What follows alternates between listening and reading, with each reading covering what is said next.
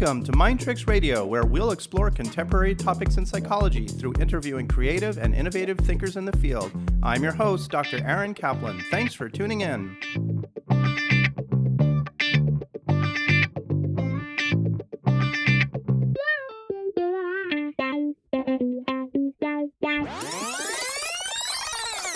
We're here today with Dr. Tyler Ralston, a clinical psychologist specializing in the treatment of adult women who have been in abusive relationships. Dr. Ralston maintains a lively telehealth practice in addition to his in-person practice in Honolulu, Hawaii. Tyler, welcome back. It's great to have you. So you came on the first episode of Mind Tricks Radio way back in October, where you talked with me about unwarranted guilt. And that's been a very popular episode. And you were brave to be the first subject of my podcast endeavors here. So I appreciate that. And it's great to see you again. Thank you for having me back. It's nice to be back, and I look forward to this. We're talking today about relationship red flags, which is something that I know I've had a number of patients of mine, and people are interested in understanding better about how to evaluate and assess their relationships. And let's talk a little bit before we delve into this subject matter about how and why you got interested in this particular subject in your clinical practice. So when I was in graduate school, I was fortunate enough to get volunteer opportunities at the National Center for PTSD, where there were some large studies going on with formerly battered women. I got heavily involved in some of that work, and it just furthered my interest in helping women, and particularly because it's just such a, there's just a constant need for helping women who are in bad relationships. And you, in your practice, you see mostly women, right? Only women, yeah. Only adult women. I have a very specialized practice where I treat only adult women who've experienced traumas or have some form of anxiety. And most of the traumas are interpersonal related traumas, whether it's, mental abuse, emotional abuse, physical, sexual, spiritual, any form of abuse, power and control. That's what I treat. This subject of relationship red flags, it sounds to me like you've probably had quite a bit of experience recognizing them in your patients that you've treated. How do we define abuse, first of all? What is abuse? Well, there's several forms there's many forms that abuse can take. Often it's anything where a person is being, controlled or having power exerted over them in ways that increase fear or cause harm, or preventing a person from doing what they wish, or forcing them to do things that they don't want to do. And it can be, physical abuse, obviously, hurting somebody physically, hurting somebody sexually, doing things to them sexually that they don't give permission to be done to them. Mental, mind control and mental abuse, emotional abuse, there's financial abuse. Any of these forms, there's more as well, but these are some of the common ones that lead to people being controlled basically by another person. Let's see, I know you've talked about belittling and demeaning. How is that a form of abuse? Like, how does that play out? Everybody has a right to their opinion. And when a person belittles or demeans another person's opinion, they're disrespecting that other person's right. And it's a subtle form often of abuse. And sometimes not subtle, sometimes it's very obvious, but it can be very subtle at times. And so a lot of people don't recognize it as abusive or even a red flag. And so that's one of many forms that's not okay for a person to do to another person. Let's talk a little bit about the phenomenology of the abuser. How do we know who's going to be an abusive person and what makes them abusive? Like who is this person that's abusing somebody else? I wouldn't say that there is a foolproof way to determine if someone will turn out to be an abuser in a relationship. There may be out there some way, but there's not one that I know. If I knew it, I would be sharing that with everybody I know in the world. Yeah, right. But short of that, there are some pretty good ways to greatly minimize the chances that a person will end up in an abusive relationship or end up in a relationship with a person who will become abusive. Again, it's not a guarantee, but there's some ways to identify red flags that are indicators that a person will be abusive and to elicit those red flags. And I guess we'll talk about those in a moment, it sounds like. I know that we've spoken about this in the past, and there are kind of personality types or types of people who tend to be abusive people. I just would like to get a sense of who these people are. Well, particularly, there tends to be a focus on self and a lack of empathy Hmm. or genuine positive regard for other people. And it's not usually super necessary to determine if somebody's narcissistic or got antisocial personality disorder or something like this. It's just really important to determine, do they have any of the red flags? Hmm.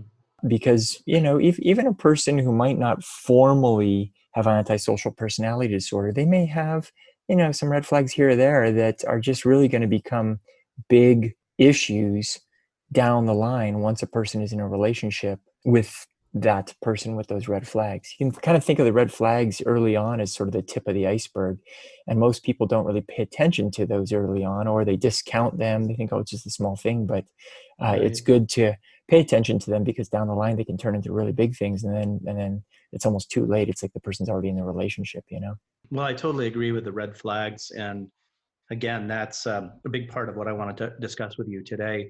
I'm just asking about the personality types because I don't know, maybe this isn't sort of what you see very frequently, but I know for me, like when relationship stuff comes up with my patients who I see, and there's an abusive partner, or just partner's just really, kind of a schmuck for whatever reasons. A lot of times my patients really want to understand why. It's almost like they need an explanation for what makes their other partner tick. And that may be further into the relationship than we're talking about, the recognizing the red flags early on. But a lot Mhm. of times they want to understand, like, why is this person acting like this? What do I need to do to be able to kind of convince them or change them or Mhm. show them the light? Mhm. And I find that there's really nothing. These other Mhm. people, these abusive people, have these personality traits that there's no Mhm. rationalizing or Mhm. convincing or making things okay. And that's Mhm. why I'm just wondering if it's helpful to just acknowledge that and recognize that. Oh, for sure. Yeah. And I have the same thing in my practice. A lot of people go like, why? And they'll often say things like, why doesn't he realize that he's ruining my love for him? Or why does he keep doing this? Or and so you're exactly right. It's usually he's not going to change with this stuff is what we find. Usually in my practice, the abusive people who are not my clients, the receiver of the abuse are my Right. clients. Usually the people in my practice come in holding out sort of hope, maybe he'll change if I can just understand why. Or so as soon as I recognize that, we usually will do some work in helping my clients to accept that he's this way and he's probably not going to change, because once a person can accept that, then they're in a better position to make changes on their end to like get out of the relationship.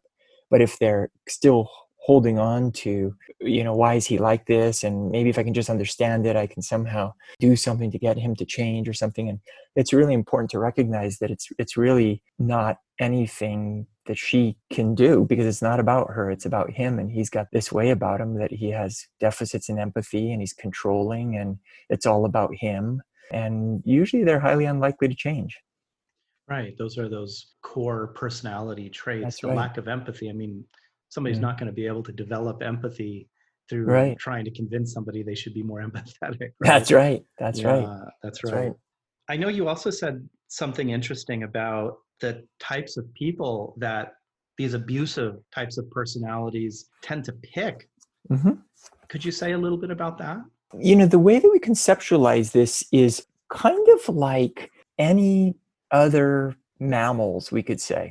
The abusers are predators, and they seek out and are skilled at identifying others that show some traits of vulnerability. One of the main ones is niceness. Hmm. For example, many of my clients have strong habits of saying sorry for all kinds of things and apologizing for all kinds of things that they're absolutely not to blame for.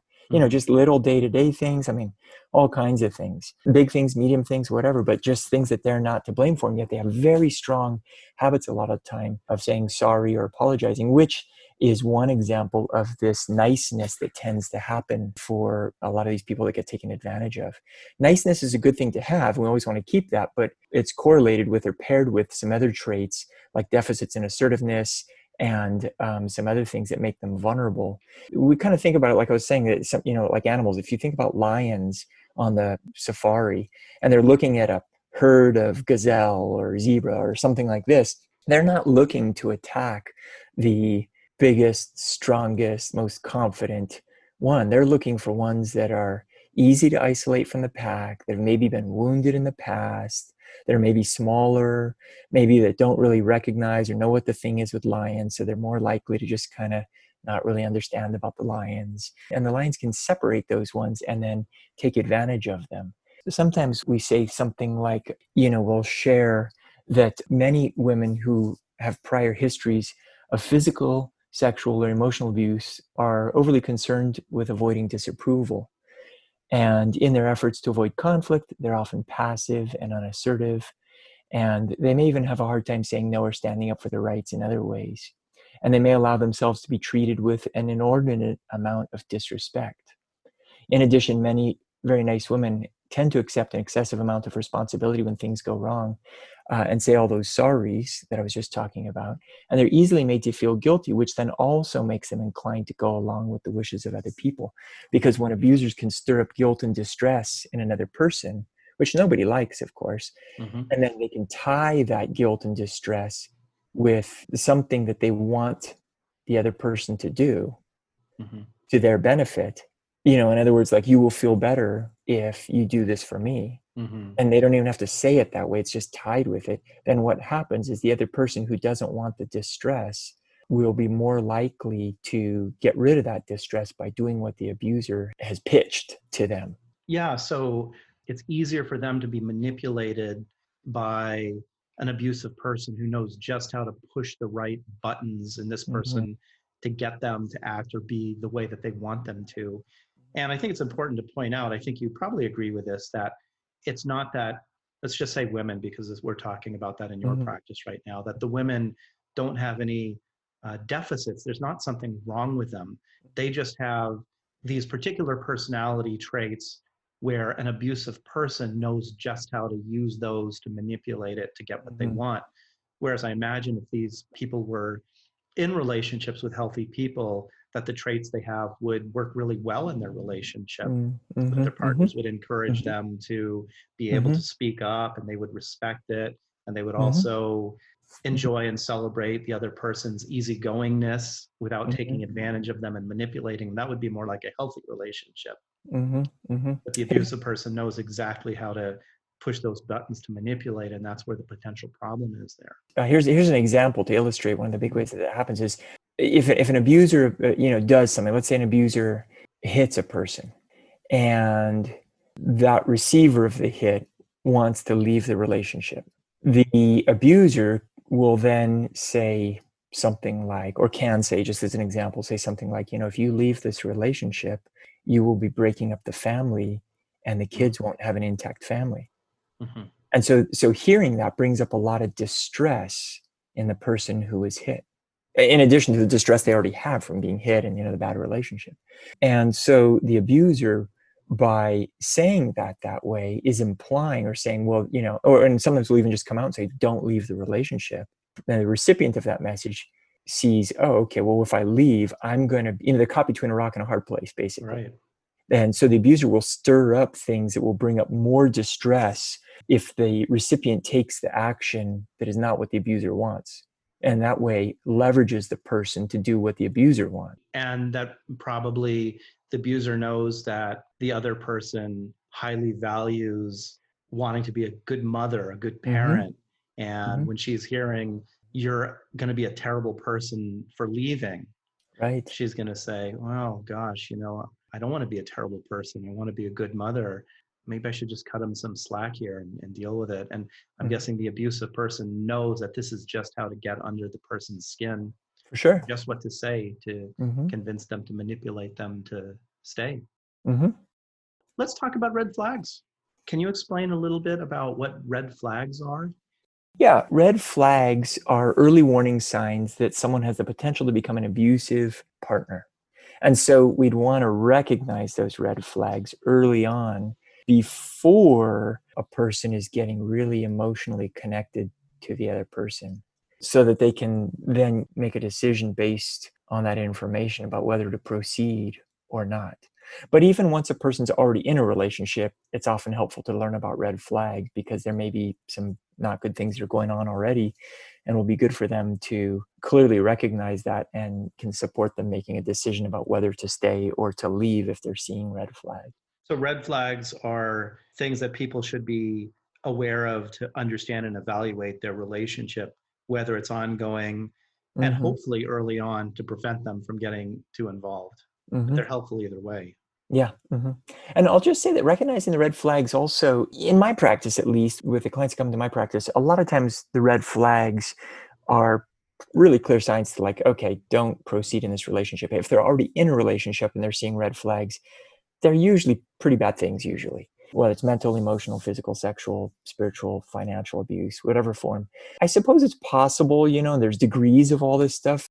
There becomes a level at which the red flags are red flags, and it's going to be better for the person to get out of the relationship. But I wanted to kind of distinguish that it's not necessarily always the case that when you're in a relationship that a red flag that might be showing up, it means you have to leave the relationship. There's a big kind of distinction with that sort of thing. We can talk about that in a bit if you'd like. Yeah, well, I think what you're saying is it's good to be aware of what these potential red flags are because you don't want to be in an abusive relationship. But Yes. just because somebody may do something to a minor level, you might stop, take a look at it, and decide, all right, I should probably keep my eye on that. But you know what? When I look at everything else, he hasn't done this in 20 other situations. And maybe this day he was having a bad day. And so he was a little bit annoying, but this isn't sort of the pattern here. Is that kind of what you're getting at? Kind of. If it's early on and the person's not like in a relationship yet, I would say the red flags are a pretty good thing to like go the other direction. Don't go out Mm-hmm. the person. If the person's already in a relationship and has more invested in maybe kids and stuff, the red flags are still red flags and are not good things. I'm not suggesting the person would have to, accept anything more or anything like that, or accept mistreatment or something like that. But the big difference, maybe I'll just say it at this time, the big difference is whether the abuser is willing to resolve conflict in a mutually respectful way, Okay. or really whether the abuser is able to resolve conflict in a mutually respectful way. And if they're not able, are they willing to learn? Mm-hmm. If a person is in a relationship already and there's a little bit of a red flag starting to show in one area or something, usually we would say early in a relationship, that's a bad sign, just get out, don't proceed. But if you're already heavily invested, then a person may choose to try to see if that partner is able to resolve that problem in a mutually respectful way. And if they're not, if they're willing to genuinely learn how. And Mm-hmm. if they're not with that, then we would say that's a really bad sign. You probably want to think about getting out of the relationship. I see. That makes sense. Yeah, because it could grow into a worse thing, or if it's already bad, then it would be good to get out. So you have co-authored this book, and remind me the name of the book. The book is titled Treating PTSD in Battered Women. Right. And when I was looking through it, I saw this handout 14.1, I believe that is, red Yes, flags that indicate someone may have the potential to become abusive. yes, And there's a number of items on here on the checklist to look for red flags, which yes. I thought would be a good place for us to start. Maybe we can speak at some depth on each one of these, some more than others if we need to. But this Mhm. looks like a good place to just sort of examine these red flags and go through them. Sure. So the first one, possessiveness. How does Mhm. that look like in the context of a relationship as a red flag? Well, predatory men tend to be very possessive and controlling, and they sometimes cause their partners to believe that they're owned like a piece of property. Mm. And so sometimes it shows up like, especially early on, he wants to keep the person all to themselves. He wants to know a lot about where the woman is spending her time, what she's up to. Early in a relationship, it sometimes looks like flattery, and it Hmm. can be confused with that. He might call a bunch of times during the day when she's at work or something, and kind of say, "Hey, G, honey, I tried calling you an hour ago, and I missed you. Where were you? Are you okay?" And it kind of sounds like a nice call, but it's actually almost like a stalking kind of a possessive Hmm. call, or it can be. It can be. And so possessiveness tends to be something that we want to watch for, because abusers tend, not always, but a large majority of abusers tend to be possessive, very possessive. So how would you tell the difference between the nice checking up on you, caring about you, versus this level of possessiveness that's inappropriate? That is a good question. It can be challenging at times. Early on, if a person wants to test it out, they can ask the guy to not call so much. Even if she really likes the guy, it's early on. Now, don't call me so much. Call me one time a day. Call me after work. You know, Hmm. that will be a good opportunity to see how he responds. And abusers who are possessive will tend to not like that kind of a thing, because Hmm. it's challenging their possessiveness. Hmm. And there's degrees of it, of course, but that's one way, one of the main ways to check that out. Sure. So how about jealousy? Jealousy is another huge red flag. Jealous men tend to be insecure. They tend to also be very possessive. Jealousy and possessiveness go together a lot. Similar kind of question. How do we tell what would Mm. be normal, I put that in quotes, normal Mhm. jealousy versus a red flag jealousy? Because I imagine most people Mhm. have the tendency to feel jealous from time to time. That's in and That's of true. itself isn't an abnormal Mm. experience, right? Again, a good way to do it would be to present some challenges early in the relationship. Some of the things that we recommend is, before a person is committed to another person, before, a woman is saying she's the girlfriend of a guy, and she can say, I'm going to go out with another person tonight, or I'm going to go out with, it could be a platonic friend. And we actually encourage women to be dating several guys, but not boyfriend, girlfriend, but going on dates with several guys, to really get to know them very, very well before kind of commitments, over months and months and months, to really check this out. And so, just by nature of letting each of the guys know that she's going on dates, oh, I'm going to a movie with somebody else tonight, or this weekend, or whatever, I'm going out to dinner with somebody else. She doesn't have to share all the details, and it'd be good not to, but that will trigger an abuser to show his jealousy fairly prominently. So there's a vetting process. Yeah, yeah, It's yeah. interesting because both with the possessiveness and the jealousy, you've talked about this idea of intentionally throwing out challenges to see Yes, how the person will react. yes, And I imagine that's a big part of the work you do with people in terms yes. of assessing vetting relationships. Well, yes, strategically, it's really important, actually, because remember a little while ago I mentioned that one of the hallmark traits that abusers tend to have is that they're not able to resolve conflict in a mutually respectful way, and they're genuinely not even interested in learning how to do that. Mm-hmm. Well, if we know that about potentially abusive guys, then we can use that, or a woman can use that to her advantage early on in a relationship. And the way that she can use that to her advantage is she can intentionally or purposely stir up, from time to time, some disagreements, or some, not to try to scare the guy away or anything, but just, hey, we've gone to 3 movies you want to go to. I'd like to go to a movie that I'd like to go to this weekend. Mm-hmm. Or disagree about some things, exert her opinion. Don't be so, remember how I was mentioning nice is like a big vulnerability trait. Don't be so nice that she's willing to just go along with anything he wants to do. It's like, kind of stir some of this up, and express her opinion and her wants. And that will tend to challenge abusers in a variety of ways, especially if it's done over time.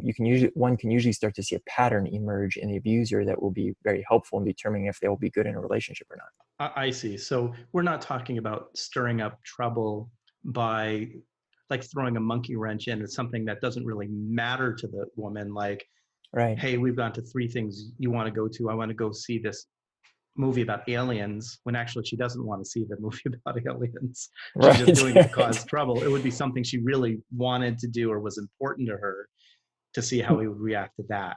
Well, that's true. Usually it's that way. But what I also do recommend stirring up some about that aren't, the example you gave, I would recommend sometimes people don't really have a strong opinion about things. I see. Okay. And if they don't, then an abuser can take advantage of that.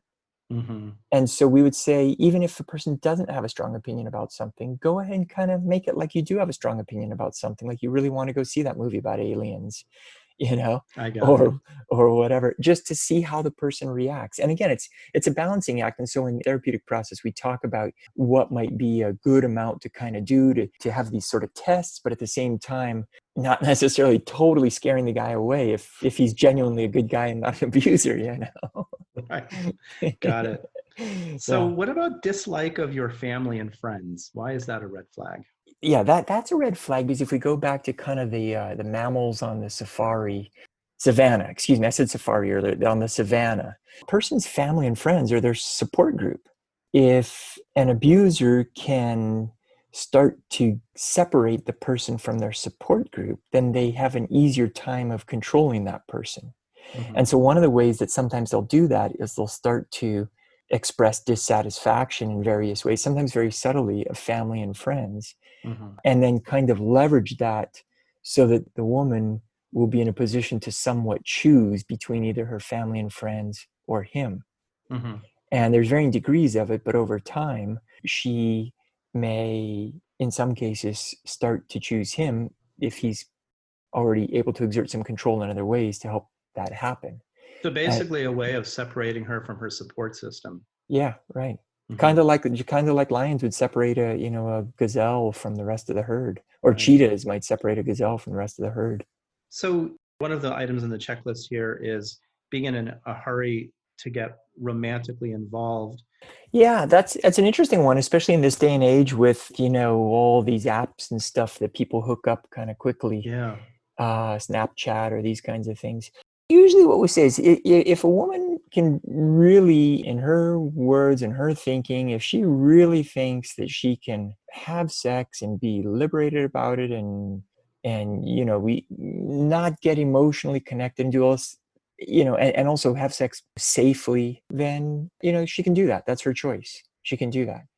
For many women, what I've found in my practice, and many, many, many, many clients have mentioned this to me, that there tends to be a strong emotional connection that happens once they've had sexual intercourse or some kind of sexual activity, even non-sexual intimacy Mm-hmm. with a person. When that happens, that strong emotional connection is starting to build. It not only can skew objectivity and looking at potential other red flags, but it makes it harder to get out of the relationship if red flags are starting to show up. And so we usually will say, try to find out as much about the person as you can before doing anything, sexual intimacy included, that would, get a person connected to a potential abuser. Mm-hmm. And so abusers want to try to have the sexual intimacy and the relationship rushed and happen, not only so that they can say, okay, she's mine, and they know more where she is and what she's doing, and they can start to control her in all those ways. But with the sexual intimacy, many abusers know on some level, whether consciously or subconsciously, that if she has sex with him, she's going to be more emotionally connected to him, and therefore he can then control her better. Mm-hmm. So this is the abusive person pushing the sexual contact and the intimacy faster than the other person may want to have happen to them because they're trying to evaluate the safety of the relationship without Yeah. getting too emotionally attached to the person too quickly. Yes, and I'll say that many people just don't even know to go slow. It's Mm-hmm. not like they even want to go slow. They think this is just what you do. You have sex on the first date or the first week or the first month even. Mm-hmm. And they don't Uh, have to do that. yeah, they don't have to do that. Many think that that's just what you do, and so they do it, but they don't realize it's, sometimes I kind of think of it, and I don't know if this is the best metaphor or not, but it's sort of like walking on a car to buy a car and just sort of standing at the entry to the car lot and just sort of pointing across the lot and saying, yeah, I'll take that one. Let me give you $60,000 for this car. There's Right. been no test driving, no checking out. In an ideal world, you'd be able to test drive cars from like 5 or 6 dealerships for like a year or more, and then gradually weed them out and narrow it down to like the one that really works best for your needs, and then finally go back to the lot with that one car that works best for you and say, okay, here's my money. Right. Sure. I don't know if that's the best metaphor, and I Oh, don't it mean makes a lot of sense. yeah, I don't want to be insensitive by saying it that way, but it's Well, just kind of like you want to know about such a big thing before you get involved. yeah, it doesn't sound insensitive to me at all. It to me it sounds like just trying to approach love and dating and relationships with a little bit more objectivity, because not everybody that you can get involved with, as we're talking about here, is a safe person to be with. And That's right. so having a little more intentionality about it is good for people. That's right. Let's talk about lying. Big red flag. I mean, just real briefly, like in an abusive relationship, does one usually see lying play out with an abusive person? Abusers will lie about all kinds of things very commonly, and they'll often even lie when they don't even need to lie. Hmm. It's just sort of like, It's their MO. yeah, it's like an example would be, a woman says to her new boyfriend, for example, like, oh, how come you said you weren't at the mall yesterday? And he'll say, because I wasn't at the mall. And she'll say, well, my sister said she saw you there. And he'll say, well, your sister's crazy. She doesn't know what she's talking about. Hmm. So he's not only lying, but on top of that, he's putting down her family member, her sister. I mean, it's just a very simple example of the kind of thing that comes up over and over. It can be lying about, you name it, all kinds of things. They just tend to lie a lot. Is that what people refer to as gaslighting? Like telling somebody something they know is true actually isn't true because they're lying about it, and it just makes the person feel like they must be crazy. Yeah, yeah. Gaslighting involves lying and dishonesty and power and control, and it's a classic term that Mm-hmm. is used to describe that kind of thing. So how about imposition of his opinions or beliefs? Yeah, a lot of abusers will be very dominant in their opinions and exert that dominance over their partners, kind of telling them how things need to be or how things are, and very aggressive almost or forceful in conveying their opinions or the way that, quote, things should be over their partner. There tends to kind of be, I don't want to say two categories, but a lot of abusers tend to be that way, but some abusers tend to be the opposite and not very domineering. They tend to almost be like little children Mm. to their partner, like, playing video games all day at home, and they don't remember passwords for bank accounts. And yet she's the one who's out working. She's the one who comes home and cooks dinner. She's the one who takes care of the kids. She's bringing in all the income for the family. And he's just like a little child not doing anything. And sometimes those folks will also impose their opinions in a strong way. But usually we see the strong opinions being opposed by kind of the more domineering, patriarchal kind of male in a relationship. And I'll also add, actually, that just because we have red flags that we look for, it doesn't necessarily mean that all abusers will have all these red flags. Even just one or two can be a really big problem in a relationship. And some people who are abusers have actually the opposite of a red flag. Like, for example, we talk about unreliability as a red flag. Mm-hmm. Do what he says he's going to do when he says he's going to do it, that sort of thing. And if he doesn't, then that's a red flag. And yet some abusers are very reliable. They're super controlling. They're very reliable, very punctual. So, we always kind of look at it that way. But generally speaking, the things that we're talking about and more are red flags that we want to be concerned about. Not everything on this list has to be checked off in order That's for a right. person to be abusive. And in fact, the opposite may be true in some of these things. That's right. So belittling your opinions or beliefs, Mm-hmm. that's similar to imposition of Mm-hmm. his opinions and beliefs. They go It hand in sounds like hand. they go Mm-hmm. hand in hand. And is what's going on with these two, that the abuser feels threatened Mm-hmm. by the other person's potential of independently having their own opinions and beliefs? Mm-hmm. Mm-hmm. That would be counter to his ability to control her. So they try to assert their control in many ways, but in this regard, it's by belittling her opinions or beliefs Yeah. and imposing his opinions and beliefs. And with enough repetition, many people in that kind of relationship will come to believe it and buy into it. And that's when the abuser is really controlling the other person. Mm-hmm. So these next three you have on the list here seem related, and they also seem obvious at face value, but I think maybe there's more to say about them, about the abuser showing physical aggression with others, verbally mistreating others and blaming others for his problems or mistakes. And how do we put this in the framework of recognizing it as a red flag in the relationship? For example, I imagine you're out to dinner, the guy is being super sweet to the person here. We're talking about the woman in the relationship. It's the third date. He's really, really nice to her. but he treats the waiter really badly. I'm wondering if I see what that's you're sort of saying. like a kind of example of that. Oh, I see what you're saying. Yeah. Oh, totally. Yeah, totally. Yeah. Sometimes early on, a lot of times early on, an abuser's really nice with the woman that he's trying to get into the relationship because he knows that if he shows his true colors, if he's an abuser, if he's got a bad temper, if he's an angry fighter, verbal controller type person, he knows that if he shows that, she may leave.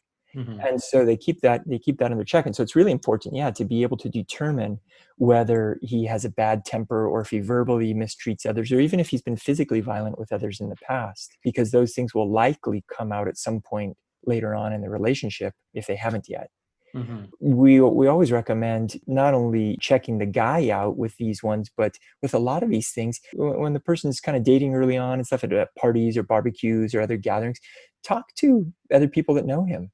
Hmm. Hey, what was so and so like when he was younger, or what's he like at work, and just kind of friendly kind of, but information gathering, Sure. and ideally from people that aren't necessarily super close to the person, because you can start to hear some stories that people that aren't necessarily really good friends with a potential abuser might share.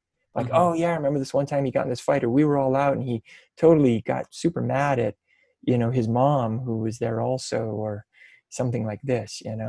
Right. And So I think that, so the thing is, how he tends to act toward other people is probably a good indication how he's going to act toward you sooner or later. That's right. Yeah, that's exactly right. And I will say that one of the ones you mentioned there was blaming others. That's a really, really, really biggie that's super common. Is abusers will very, very commonly create a lot of problems that in their mind they are never to blame for, or rarely to blame for. And yet they will just place blame on the boss, their family member, their friend, the person working at the store. I mean, just anybody else they look to place the blame on, even though they caused the problems. And so you can see, if you think back about how when I said that being very, very nice and apologizing a lot are some of the characteristics that make somebody vulnerable to being victimized. If an abuser blames a lot, then naturally he's going to gravitate towards somebody who's already willing to take the blame for things that they're not even to blame for. Somebody that Right. apologizes a lot. If you have three women and two of them don't apologize and they're very assertive and they're nice, but they're not like overly nice, and yet one of those three has deficits in assertiveness, she's overly nice, she apologizes a lot, that abuser is going to totally gravitate towards her. Hmm. So I imagine it's a red flag, because if this person is, you notice the person's blaming everybody else around them, sooner or later they're going to be blaming you. That's right. If you're the type of person who tends to feel guilty and responsible, Yeah, then you may have a hard time speaking up against that's them. right. That's right. Yeah. And that like many of these other ones are actually true. That one in particular true for even non-intimate relationships, just friends. That's a bit of a red flag, to be around somebody who's Right. just blaming others for all kinds of things. It's not a good sign. Right. Tyler, I think this might be somewhat self-explanatory. Being a regular or past heavy user of alcohol or drugs, generally one would expect that that's not a good recipe for a healthy relationship. But how does that work as a red flag to a person wanting not to get into an abusive relationship? That's an interesting one, which is maybe a little bit different than some of the others, in that a large majority of abusers, it seems, either have a past or current history of heavy drug or alcohol use. However, the opposite is not true. It's not necessarily true that if a person is a heavy drug or alcohol abuser, that they are an abuser. Hmm. So that's a little bit different than a bunch of the other red flags, in that the other red flags are pretty much, if you see it, it's a bad sign. Whereas this is like, if you see it, it might be a bad sign. So you want to watch for it. It's just something simply that's been then noted in some studies and stuff, that a high percentage of abusers have past or current histories of drug and alcohol abuse.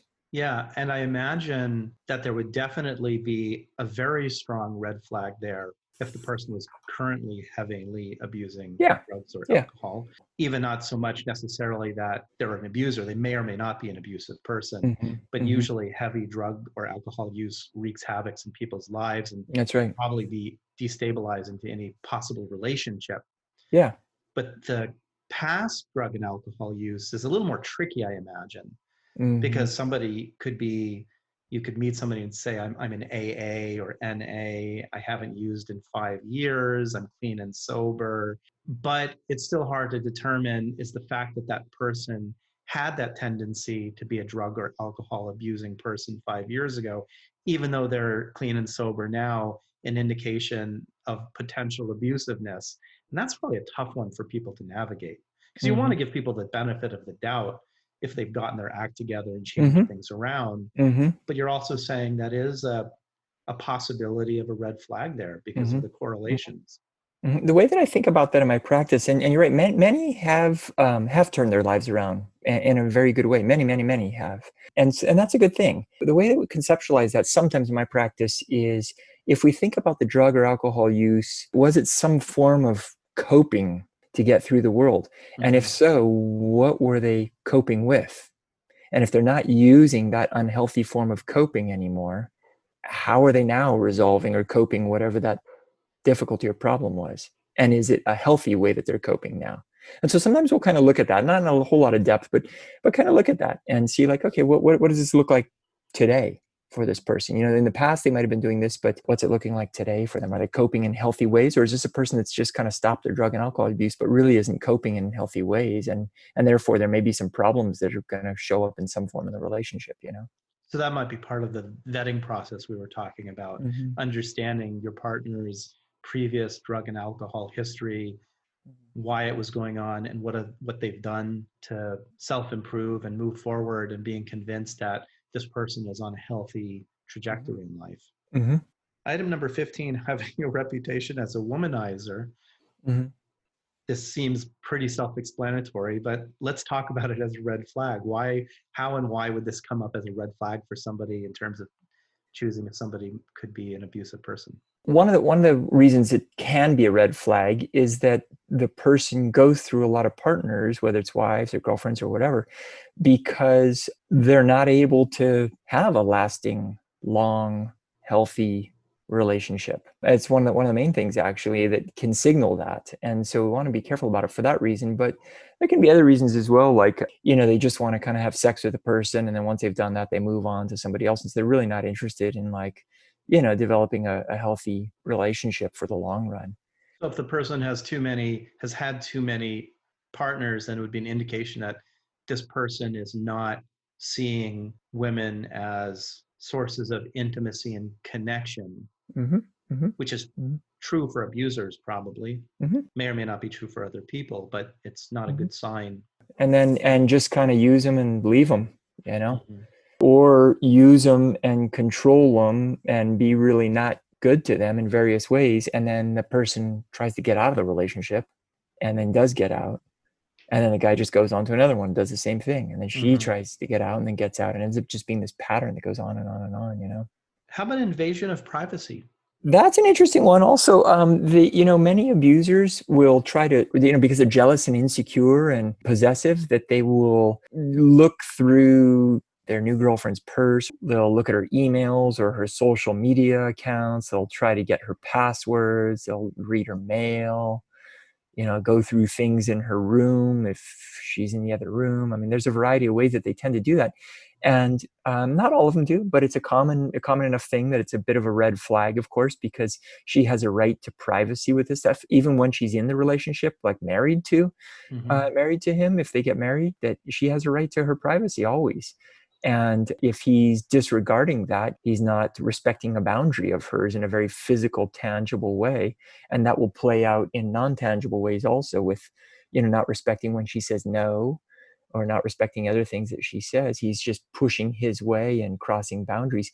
Many abusers will tend to do that because they're jealous and insecure, and they just want to kind of find out if there's something else going on, like is she seeing somebody else or something like this.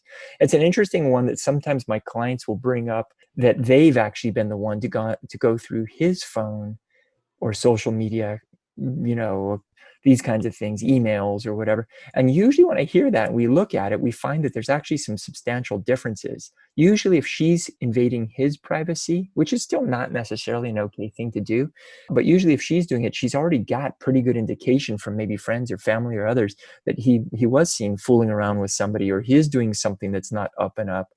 and she's just sort of looking for the confirmation. I'm not saying that it's okay to do that, but usually I hear it this way. Whereas if he's doing it to her, invading her privacy, there's often just not even anything. He's just stirring up.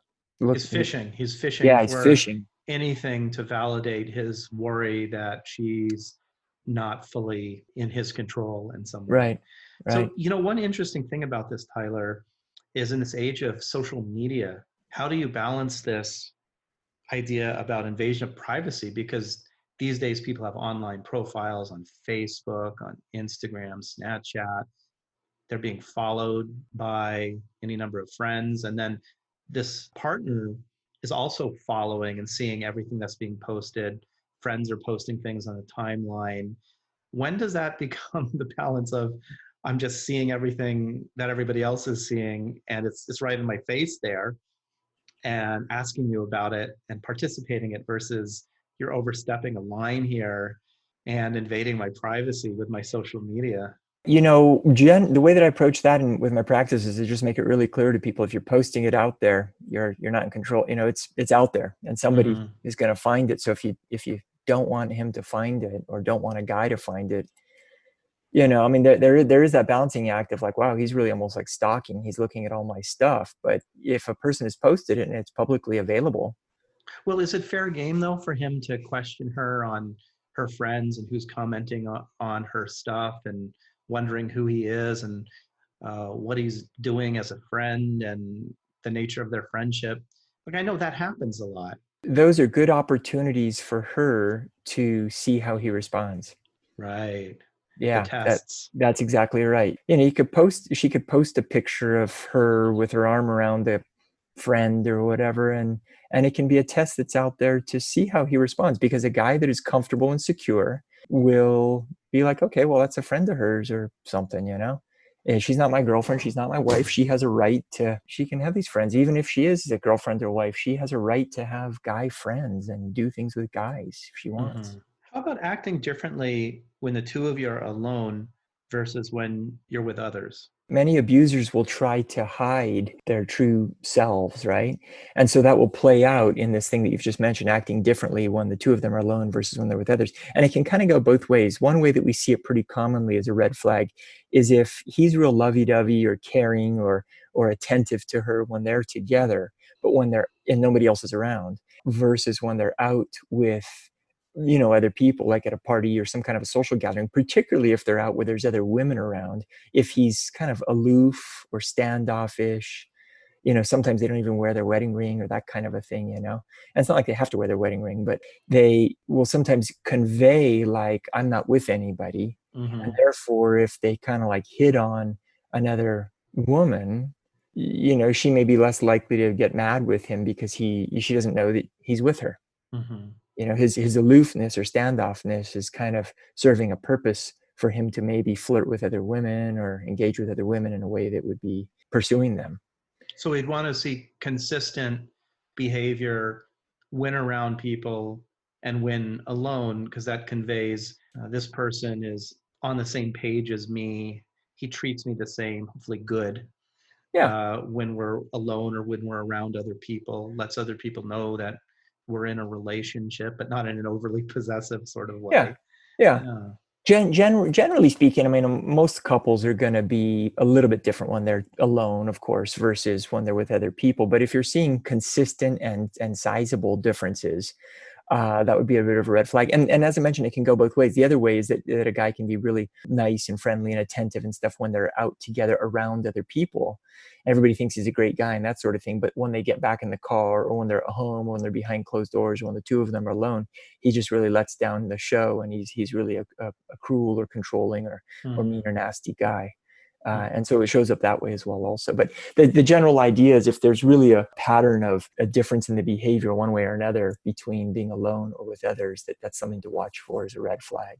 So the last one I wanted to ask you about, it kind of goes back to the personality style of the abuser, and that is noticing charm or charisma. So tell Yeah. me about that. Yeah, it's a really interesting one. And that this is kind of like one of the other ones that we talked about, where charm or charisma is by no means in and of itself a red flag. There can be a lot of really great guys that are not going to be abusive, that are very charming and very charismatic and fun to be with and the whole thing. Hmm. And that it can be fine. However, as a whole, abusers tend to be very charming and charismatic. Why So, is that? well, part of the reason for that is thought to be that they can say really charming things or give overly excessive compliments and flattery, or however the charm wants to play out, that are really exaggerations or lies. And they can do that easily because it goes back to that lacking of empathy internally. They don't necessarily have they have deficits in the moral compass or the empathy compass that would keep the rest of us in check if we thought about saying, a thing that wasn't true or a lie in these regards. It's sort of like most people when they say, hey, you're the best person I've ever, they do some kind of very charming, charismatic, flattering kind of statements, for example. Most people would be like, oh, that's not me. That's not right to say that. I don't even know this person that well. And yet for these abusers, they can just say things like that because there's no problem internally for them. There's no discrepancy. Once a person becomes familiar with what the red flags are to look for, they can start to use some strategies to try to elicit these red flags. Because like we talked about earlier, as I mentioned earlier, that if a person can elicit the red flags, they can say, okay, wow, this is a, Stirring up the conflict and yeah. doing some tests and see whether or Mm-hmm. not the person acts in a normal sort of way versus it pokes the possessiveness, jealousy, these red flags that we would want to be Mm-hmm. concerned about. Mm-hmm. You also talked about having many examples, not just one, right, Mm-hmm. of red flags Mm-hmm. and of behavior Mm-hmm. over time, I'm guessing. Mm-hmm. Yeah, generally, if we can have a bigger sample size, we're more likely to see what this is really about. Mm-hmm. If sometimes a person will say, oh, well, I told him I want to go see this movie instead of this movie. And he said, sure. So okay, he passed. He's a great guy. Okay, I'm going to go ahead and proceed with, getting more involved with him. And I'll be like, no, no, no, no, no. That's not the way to do that. We want to, over time, in a variety of circumstances, in a variety of contexts, we want to really challenge him here and there over many months, 6 months, 8 months, 10 months. Many abusers will really push for the sexual intimacy quickly. It'll be a bit of a challenge. They sometimes will leave. Like, I'm not getting some sex. I don't want to hang out with this person. Mm-hmm. If he genuinely enjoys her company and who she is as a person and is respectful and stuff, then he may be more likely to stay around if there's no sex involved. Mm-hmm. And yet some will still say, well, sort of like, how long is it going to take before we have sex? And what we will usually encourage is for her to not give a specific time frame. Is to Mm-hmm. just say, I don't know how long it will take or if we'll even be having sex, but I'd like you to please stop bringing the topic up, Mm-hmm. you know? So it weeds people out because you're Mm-hmm. really getting a sense that this person is here spending time with me Yeah, because he cares about me and doesn't care about just having the sex. That's not the reason why he's here. right, That right. doesn't weed out all of the abusers, I'm Oh, sure, right, but it's one of the red flags that can help weed some of them out. right. You have talked about openly disagreeing about things. That's Mm-hmm. challenging. If I put out my opinion about something or I have a dissenting opinion about it, Mm-hmm. how does he handle that? Mm-hmm.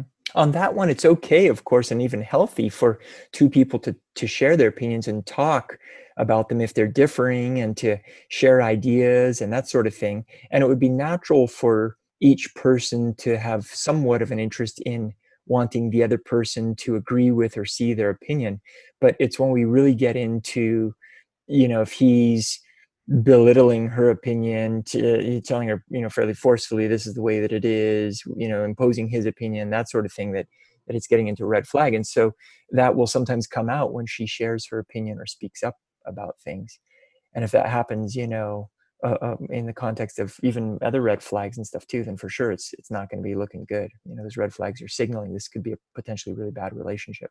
Generally, a good thing in all of these is a lot of them are intended not only to, challenge what he's doing or saying, but really a lot of them have a heavy component of stirring up uncertainty in him. Uncertainty is very uncomfortable for people, right? It will tend to stir up anxiety and that sort of thing. So if she does strategies such as, oh, I'm just going to go out with somebody else, it doesn't really say who, or because, she's not obligated to say who or anything like that. She has a right to go out with somebody else. Mm-hmm. That will stir up some uncertainty in him, and that will be uncomfortable for him. And when people are uncomfortable like that, they're more likely to show some of their true colors, to try to get that discomfort to go away, to try to regain some sense of control over the situation or over her. Tyler, thanks so much for talking with me about relationship red flags. And this topic is super interesting and very important to people. Thank you.